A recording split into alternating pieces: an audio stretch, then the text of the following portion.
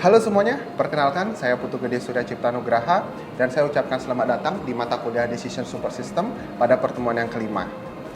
Oke, pada pertemuan yang kelima ini kita akan membahas sebuah materi yang sangat menarik sekali, yaitu profile matching. Di dalam materi ini saya akan membagi menjadi 3 subtopik ya. Itu topik yang pertama kita akan membahas tentang pengertian dari profile matching. Yang kedua, kita akan membahas tentang langkah-langkah dalam menggunakan profile matching. Dan yang ketiga, kita akan membahas studi kasus yang akan kita pecahkan menggunakan profile matching itu sendiri. Oke, kita akan mulai pada topik yang pertama, yaitu pengertian dari profile matching. Profile matching adalah sebuah mekanisme pengambilan keputusan dengan mengasumsikan bahwa terdapat tingkat variabel prediktor yang ideal yang harus dipenuhi oleh subjek yang diteliti.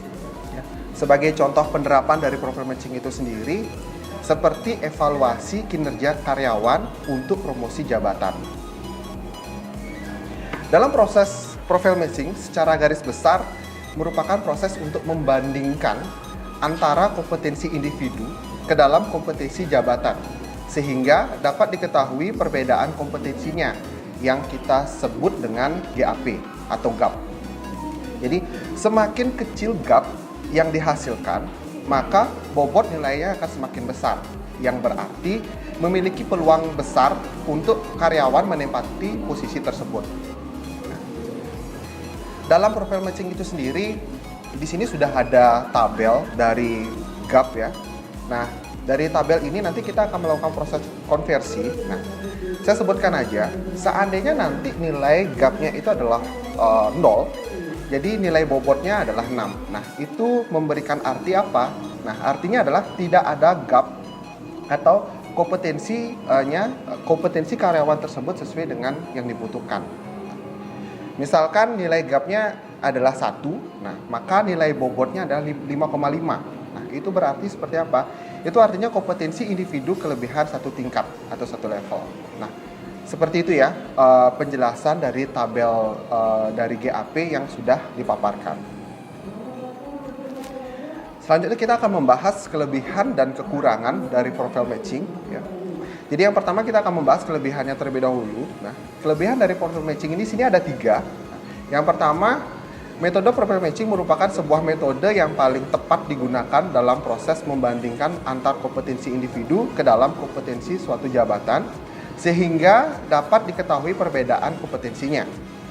Yang kedua, profile matching merupakan metode yang sangat sesuai digunakan untuk pengambilan keputusan yang berhubungan dengan nilai prestasi jabatan dan kompetensi karena perhitungan yang dilakukan dengan pembobotan dan perhitungan GAP. Yang ketiga, profile matching mempertimbangkan konsistensi yang logis dalam penilaian yang digunakan untuk menentukan prioritas sehingga menghasilkan alternatif yang tidak banyak. Nah, itu kelebihan dari profile matching. Nah, sekarang kita akan masuk ke kekurangannya. Di sini ada 2 kekurangan. Yang pertama, profile matching tidak memperhitungkan daya tahan atau ketahanan output analisis sensitivitas pengambil keputusan. Yang kedua, profile matching tidak mempunyai kemampuan untuk memecahkan masalah yang diteliti multi objek dan multi kriteria yang berdasar pada perbandingan preferensi dari tiap elemen dalam hierarki. Itu kekurangan dari profile matching itu sendiri. Nah, sekarang dari profile matching ya di sini ada langkah-langkah yang harus dilalui dalam menyelesaikan studi kasus ya. Di sini ada 5 langkah dalam profile matching ya. Jadi langkahnya yang pertama adalah mendefinisikan terlebih dahulu kriteria-kriteria yang akan dijadikan sebagai tolak ukur penyelesaian masalah. Yang kedua, menghitung nilai GAP antara profil subjek dengan profil yang dibutuhkan. Ya. Jadi di sini ada rumusnya, nilai GAP sama dengan profil alternatif dikurangi dengan profil kriteria. Untuk langkah yang ketiga, menghitung nilai mapping GAP yang bersumber dari analisis GAP. Nah, ini proses konversi ya, yang mana nanti akan dikonversikan seperti tabel yang sudah saya jelaskan tadi atau saya tampilkan di depan. Oke, langkah yang keempat adalah menghitung nilai akhir ya. Jadi nilai akhirnya di sini juga ada rumusnya, yang mana rumusnya adalah NC1 dikali bobot C1 Nah, itu ditambah NC2 dikali bobot C2 dan begitu seterusnya. Tergantung nanti dari profil kriterianya jumlahnya ada berapa gitu. Misalkan kalau ada 7 berarti 7 kali tahapnya. Dan yang langkah yang kelima adalah melakukan proses perankingan sehingga kita bisa menentukan yang mana yang lebih bagus atau sesuai dengan kompetensi yang dibutuhkan. Seperti itu. Oke, untuk lebih mematangkan langkah-langkah dari profile matching yang sudah saya jelaskan tadi, ya di sini saya ada studi kasus ya yang akan kita coba pecahkan menggunakan profile matching. Ya. Studi kasusnya seperti ini. Pada bagian HRD di perusahaan yang bergerak di bidang perjalanan wisata ingin melakukan pemilihan terhadap tour guide senior di perusahaannya sebagai role model bagi tour guide pemula. Nah, adapun tour guide senior yang sedang dianalisis terdapat 7 kandidat ya. Di sini ada 7 kandidat yang akan kita analisis. Nah, dengan adanya 5 kriteria penilaian. Kriteria tersebut adalah yang pertama, penguasaan bahasa asing, itu kriteria yang pertama. Yang kedua, wawasan wisata, itu kriteria yang kedua. Profesionalisme, itu yang ketiga. Penampilan, itu yang keempat. Dan etika, itu kriteria yang kelima. Nah, berikut adalah data pembobotan dari kriteria yang telah ditentukan tersebut. Ya, di sini ada tabel ya. Di sini sudah buatkan tabel ya. Jadinya nama kriterianya kita berikan kode ini C ya. Berarti kriteria yang pertama penguasaan bahasa asing itu kriteria yang pertama jadinya C1. Wawasan wisata itu masuk ke C2. Profesionalisme itu masuk ke C3, penampilan itu masuk ke C4 dan etika itu masuk ke C5. Nah, dari masing-masing kriteria itu dia memiliki profil kriteria itu sendiri. Nah, yang mana penguasaan bahasa asing itu profil kriterianya adalah 4. Wawasan wisata itu profil kriterianya adalah 4 juga. Profesionalisme profil kriterianya adalah 3. Penampilan profil kriterianya adalah 3. Etika profil kriterianya adalah 3. Nah, dan ada nilai bobot pada masing-masing kriteria. Nah, untuk kriteria yang pertama itu penguasaan bahasa asing, nilai bobotnya adalah 15%. Untuk kriteria yang kedua, wawasan wisata, nilai bobotnya adalah 23%. Kriteria yang ketiga, profesionalisme, itu adalah 25%. Kriteria yang keempat itu penampilan, bobotnya adalah 15%. Dan kriteria yang kelima, etika, itu adalah nilai bobotnya adalah 22%. Selanjutnya, dari pihak perusahaan akan melakukan proses survei ya, survei berupa tes, berupa wawancara dan lain sebagainya ke dalam 7 kandidat tersebut. Ya. Nah nanti dari 7 kandidat tersebut pasti kita akan mendapatkan nilainya, nilai dari dia melakukan tes dan nilai dari dia melakukan proses wawancara. Nah, nilainya tersebut kita akan masukkan ke dalam tabel ya. Ke tabel. Nah, jadi di sini saya sudah dapatkan nilainya ya. Jadi kode kriteria C1 ya, ini untuk tour guide yang kandidat yang pertama itu dia memperoleh poinnya 5. Nah, untuk kriteria yang kedua kandidat yang pertama itu dia memperoleh nilai 2. Untuk kriteria yang ketiga itu dia memperoleh nilai 5. Untuk kriteria yang keempat dia memperoleh nilai 4 dan untuk kriteria yang kelima, kandidat yang pertama itu memperoleh nilai 3. Seperti itu seterusnya untuk kandidat yang kedua, ketiga, keempat, kelima, keenam, dan ketujuh. Seperti itu. Selanjutnya kita akan masuk ke langkah yang kedua. Nah, langkah yang kedua ini seperti yang saya jelaskan tadi adalah menghitung nilai GAP antara profil subjek dengan profil yang dibutuhkan. Nah, jadi di sini ada rumusnya. Rumusnya adalah profil alternatif itu akan dikurangi dengan profil kriteria. Nah, di sini untuk profil kriteria ya itu sudah saya paparkan di tabelnya yang pertama ya. Jadi di sini saya ambil contoh saja kandidat yang pertama ya. Di kandidat yang pertama dia sudah memiliki nilai dari masing-masing kriterianya, yaitu untuk C1 5, untuk C2 ada 2, C3 nilainya 5, C4 nilainya 4, C5 nilainya 3. Itu akan kita kurangi dengan profil kriteria yang sudah ditentukan di awal tadi. Ya, jadi saya ulang lagi, profil kriterianya untuk kriteria yang pertama itu ada 4, untuk kriteria yang kedua ada 4 juga, untuk kriteria yang ketiga ada 3, kriteria yang keempat ada 3, dan kriteria yang kelima itu ada 3. Nah, jadi kita akan melakukan proses pengurangan di sini. Nah, jadi kita coba untuk mengurangi ya. Di sini kriteria yang pertama ya, itu nilainya 5 akan dikurangi dengan profil kriteria yang nilainya 4. Nah, berarti 5 kurang 4 itu hasilnya 1. Selanjutnya masuk ke kriteria yang kedua.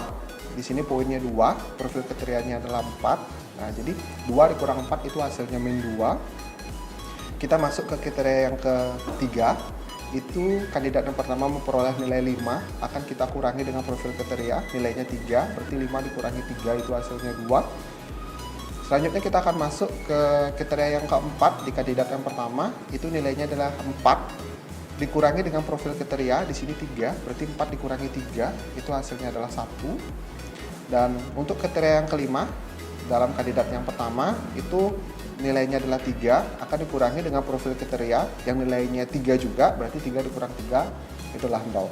Nah, lakukan proses tersebut pada kandidat yang kedua, ketiga, keempat, kelima, keenam, dan yang ketujuh, seperti itu. Oke, nah di sini saya akan menampilkan, sudah saya tampilkan tabel ya, tabel dari semua kandidat, dari kandidat yang pertama sampai kandidat yang ketujuh. Nah, ini akan menampilkan proses pengurangannya ya, yang seperti yang sudah kita lakukan tadi. Ya, di sini sudah tertera. Ya, jadi untuk kandidat yang pertama ya, dengan kriteria yang pertama C1 nilainya 1, untuk kriteria yang kedua itu dia minus 2, untuk kriteria yang ketiga itu dia 2 nilainya, masuk ke kriteria yang keempat itu 1, dan kriteria yang kelima nilainya 0. Nah, itu untuk semua kandidat ya, dari kandidat 2, 3, 4, 5, 6, 7. Kita buatkan tabelnya seperti itu. Nah, selanjutnya kita akan masuk ke langkah yang ketiga. Langkah yang ketiga adalah menghitung nilai mapping GAP yang bersumber dari analisis GAP. Nah, di sini kita akan melakukan proses konversi dari langkah kedua tadi ya. Nah, untuk proses tabel konvensinya sudah saya tampilkan tadi di depan ya. Jadi di sini saya tampilkan kembali ya. Di sini saya ambil contoh di kandidat yang pertama ya, proses konversinya seperti apa. Seperti itu. Ya. Jadi bisa dilihat di kandidat yang pertama ya, untuk kriteria yang pertama ya, kandidat pertama itu memperoleh nilai 1. Jadi kalau kita konversikan di dalam tabel GAP, nah, 1 itu nilai bobotnya adalah 5,5 ya. Itu berarti kompetensi individualnya kelebihan 1 tingkat, seperti itu proses konversinya. Selanjutnya kita masuk ke kriteria yang kedua ya. Nilainya adalah minus 2. Kalau kita konversikan ke tabel GAP, minus 2 itu nilainya adalah 4. Selanjutnya kita masuk ke kriteria yang ketiga, nilainya adalah 2. Kita konversikan ke tabel GAP. Nah, itu hasilnya adalah 4,5. Selanjutnya kita masuk ke kriteria yang keempat. Nah, di sini nilainya adalah 1. Nah, jika kita konversikan nilainya adalah 5,5. Dan untuk kriteria yang terakhir, ini kriteria yang kelima, nilainya adalah 0. Nah, jika kita konversikan ke tabel GAP, itu hasil nilai bobotnya adalah 6. Nah, lakukan proses itu kepada kandidat yang kedua, ketiga, keempat, 5, 6, dan ketujuh. Nah, seperti itu. Selanjutnya, saya tampilkan di sini adalah hasil konversi GAP ya, dari semua kandidat ya, dari kandidat yang pertama sampai kandidat yang ketujuh. Ya, ini tabel dari proses konversi GAP-nya. Oke, selanjutnya kita akan masuk ke langkah yang keempat ya. Langkah yang keempat itu kita akan mencari nilai akhir dari profil matching itu sendiri. Ya. Nah, di sini saya ambil contoh kandidat yang pertama. Ya. Di kandidat yang pertama, tadi kita sudah menemukan tabel nilai GAP-nya. Ya. Jadi saya sampaikan kembali. Untuk C1, kriteria yang pertama nilai GAP-nya adalah 5,5. Kriteria yang kedua nilai GAP-nya adalah 4. Kriteria yang ketiga nilai GAP-nya adalah 4,5. Kriteria yang keempat nilai GAP-nya adalah 5,5, dan kriteria yang kelima nilai GAP-nya adalah 6. Nah, dalam proses penghitungan nilai akhir kita membutuhkan adalah nilai bobot ya. Nilai bobot itu juga sudah tertera, sudah kita tentukan ya di awal. Yang mana kriteria yang pertama nilai bobotnya adalah 15%. Untuk kriteria yang kedua, nilai bobotnya adalah 23%. Kriteria yang ketiga, nilai bobotnya adalah 25%. Kriteria yang keempat, nilai bobotnya adalah 15%. Dan kriteria yang kelima adalah nilai bobotnya adalah 22%. Ya, di sini kita akan melakukan proses perhitungan nilai akhir. Ya. Jadi kita ambil saja bobot yang pertama. Jadi berdasarkan rumusnya, jadinya 5,5. Nah, ini kriteria yang pertama ya, 5,5 akan dikalikan dengan nilai bobot. Nilai bobotnya adalah 15%. Kita akan mendapatkan angka yaitu 0,0825.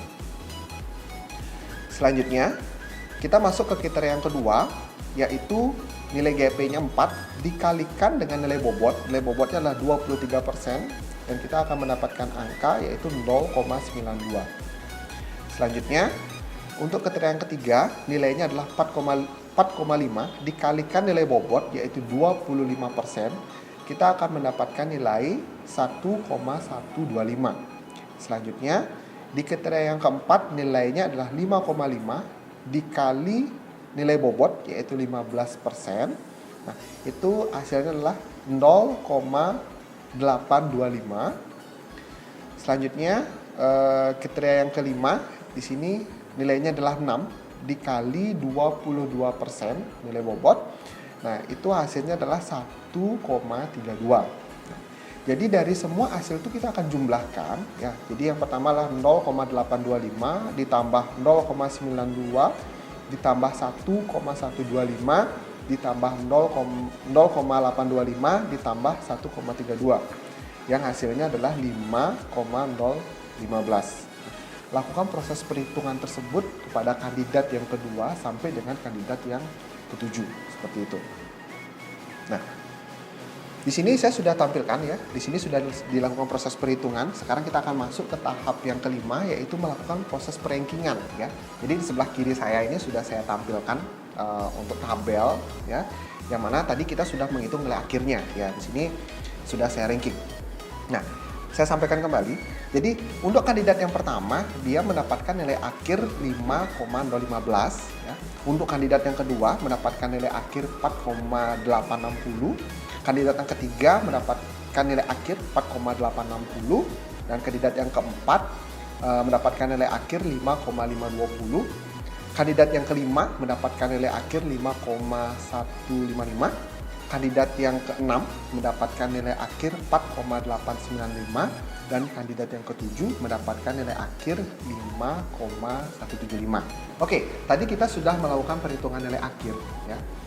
Sekarang saya akan tampilkan graf ya, graf dari kandidat yang pertama sampai dengan kandidat yang ketujuh ya. Di sini dapat kita lihat pada graf bahwa kandidat nomor 4 itu memiliki nilai yang paling besar yaitu sebesar 5,520. Jadi secara tidak langsung bahwa kandidat nomor 4 ini adalah kandidat yang paling terbaik ya, yang akan nanti dijadikan sebagai role model untuk tour guide yang pemula. Oke, itu saja yang dapat saya sampaikan pada materi pertemuan kita yang kelima, yaitu tentang profile matching ya. Jadi mohon maaf jika ada salah-salah kata, saya tutup dengan terima kasih.